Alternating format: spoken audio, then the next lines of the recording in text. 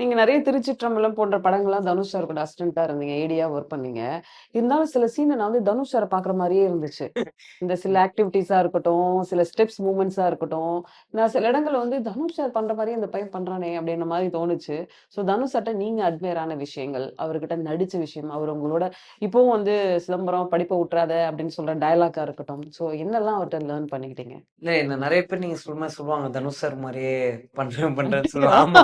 நெறைய பேர் சொல்லுவாங்க. ஆ. அது அதுக்கு ஒரு முக்கியமான ரீசன் என்னன்னா, நான் தனுஷ் சார் படங்கள்ல தான் மெயினா அசிஸ்டன்ட் டைரக்டரா வொர்க் பண்ணேன். ஓகே. எனக்கு அதான் நான் உங்ககிட்ட சொன்ன மாரி அசிஸ்டன்ட் டைரக்டரா வொர்க் பண்ணும்போது, நம்ம அந்த ஹீரோ எப்படி நடிக்கிறாங்கன்றதுல தான் எனக்கு என் கண்ணு ம். முதல்ல போகும். அதுவும் ஓகே. இந்த சீன தனுஷ் சார் எப்படி பண்ண போறாருன்றது தான் போகும். அண்ட் அசிஸ்டன்ட் டைரக்டரா என்னோட முக்கியமான வேலை என்னவா இருந்துச்சுன்னா, ம். தனுஷ் சாருக்கு பொசிஷன் குடுக்குறது தான்.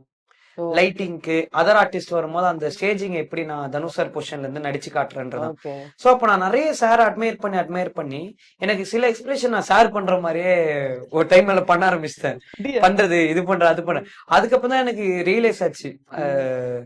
அதாவது சந்திரமுகியாவே வாழக்கூடாது.